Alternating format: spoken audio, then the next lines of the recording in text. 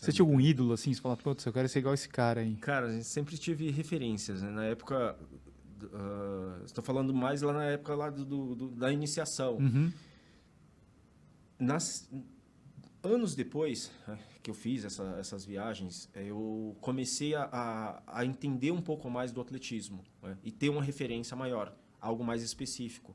E aí comecei a ter essa construção, né. Então eu peguei atletas como o Vanderlei, atletas como o Marilson, como o Gladys Barbosa. Então, assim, são pessoas que foram referências para mim lá atrás, né? Então esses sempre teve um ídolo, né, cara? E o Vanderlei é um cara que inspira muita gente, né, cara? Não só o que ele construiu, né, o legado dele, como ele foi reconhecido nas Olimpíadas, mas toda essa conexão que ele teve no meio do esporte, né? É que hoje a gente tem as mídias sociais, ela aproxima muito você do público, mas quem não pegou essa época, né, lá atrás mesmo, então assim, a gente só tinha TV, assim, né? Só tinha TV. Então assim, e os meios de comunicação, quando você tinha uma reportagem.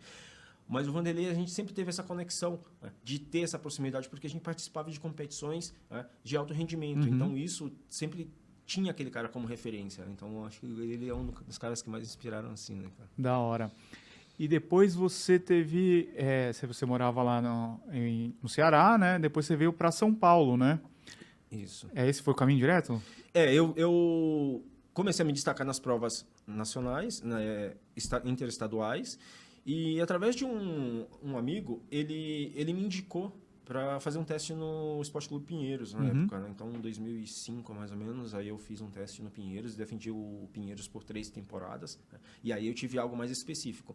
O que eu fiz lá atrás, cara, foi apenas um alicerce para eu poder conquistar, né? Entrar realmente no alto rendimento. Então, aquilo dali, a partir do momento quando eu vim morar em São Paulo, que eu entrei, que eu defendi as cores do Pinheiros, ali eu vi o alto rendimento. Então, eu falei assim, Não, que eu Pinheiros fiz, é sinônimo de então, assim, performance, de cara, alto rendimento. comer, treinar, comer, cara, era isso. Então, tipo, você esperava alto rendimento, entendeu? Então, era realmente algo bem, bem conexo ali. E na primeira competição, eu fiquei no top 10 do ranking nacional, né? Na categoria que hoje mudou, agora está sub, mas na época era a categoria menores, né?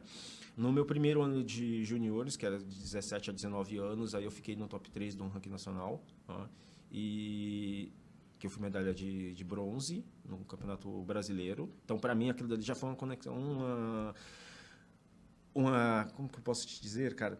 Mas foi uma realização muito grande, né? Porque eu falei, cara, eu tô no top 3 do ranking nacional, entendeu? Tipo, sou um dos 3 melhores do país. Então, aquilo dali foi me dando mais vontade de poder manter aquele padrão, né? Participando de um Troféu Brasil com 17, 18 anos, entendeu? Então, eu vi que realmente eu estava conectado ao alto rendimento. Então, aquilo dali já começou a mudar um pouco a minha cabeça, né? Então, eu falei, cara, realmente eu estou defendendo o meu país, eu estou defendendo o meu clube lá. Então, isso para mim foi bem gratificante. Qual que foi a distância que você treinava nessa época? Eu fazia do 1.500 aos 5.000 metros, mas minha especialidade na época era 3.000 com obstáculo. Né? Então, em 2007, eu fiquei no top 1 no ranking nacional e top 3 no ranking sul-americano, na prova do 3.000 com obstáculo.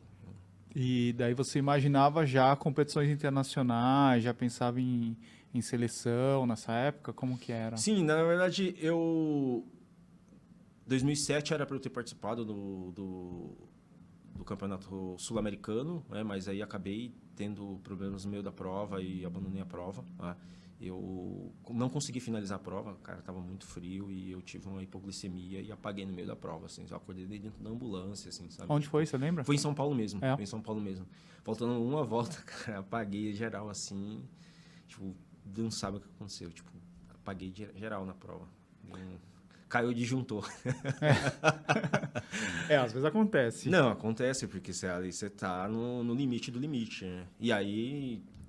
Fiquei como top 1 no ranking nacional, top 3 no sul-americano e fiquei assistindo o campeonato sul-americano e campeonato pan-americano na arquibancada, né? Sempre top 1, mas isso acontece, faz parte do processo. Né? Acho que você tocou 2 pontos bem interessantes, né? Que foi a base lá, o projeto que você participou, que hoje eu não sei como é que tá esse tipo de formação, assim, sabe, para as crianças, tal, para essa entrada no esporte, né? Eu lembro que eu fui nadador, eu participava lá de projeto nadar, que começava lá com a molecada, tinha várias competições para infantil, petis, mirim e tal. E hoje eu não sei assim como é que a molecada entra no esporte. E o segundo ponto que você mencionou, que eu acho que é bem importante, é essa questão dos clubes, assim, né? Que muita gente acaba não tendo acesso aos clubes e a gente olha pista de corrida hoje de atletismo. São pouquíssimas no Brasil, né?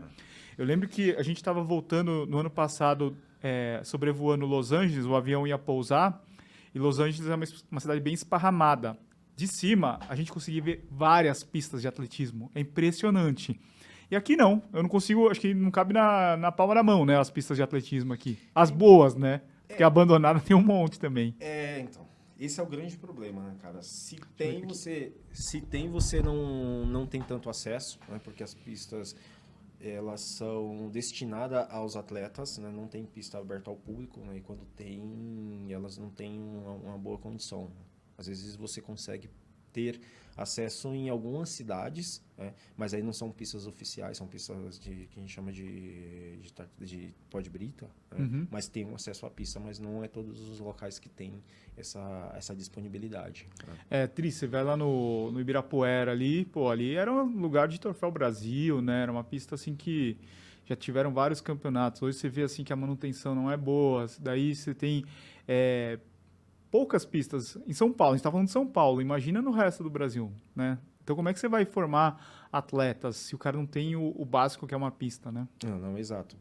Hoje a gente tem esse grande problema, né, cara? É um problema geral. Então, realmente as pistas, elas diminuíram o número da base no geral. Né? Então, a gente não vê tantas competições. Você tocou num ponto bem interessante, que o ginásio do Ibirapuera era palco de competições internacionais, né, cara? Então, ter a arquibancada cheia, tinha Troféu torcida, Brasil, tinha torcida. Você vê agora no ano passado que teve no Engenhão, né? Isso. Não tinha ninguém na torcida? Ninguém vai assistir isso. Até porque o Engenhão ele não tem um acesso tão simples assim. É difícil, né? Teve algumas competições há alguns anos atrás, não muito distante, mas no próprio Mangueirão, lá em Belém, quando tinha o GP, algumas competições lá. Porque tinham competições lá e alguns patrocinadores locais, eles faziam sorteios. Então, meio que obrigava as pessoas a ir assistirem às provas, porque lá tinham alguns sorteios. Então, os caras... Isso é uma atração de fazer com que a competição seja algo bem interessante. Entendeu? Sim, eu lembro que tinha muita coisa assim da Caixa, né? Exato. BMF, que agora a Caixa não faz mais parte do atletismo. Exato. Agora então as loterias. Então, não tem mais o que a gente via antes, né? Acho que tinha transmissão na TV também, né? Desde o Esporte Espetacular, né? Que tudo vai mudando, né, cara? Então, acaba o contrato da empresa e aí não tem mais tanto interesse, porque, enfim, são algumas condições que vai acontecendo e a gente também não tem acesso e também não dá para falar tudo.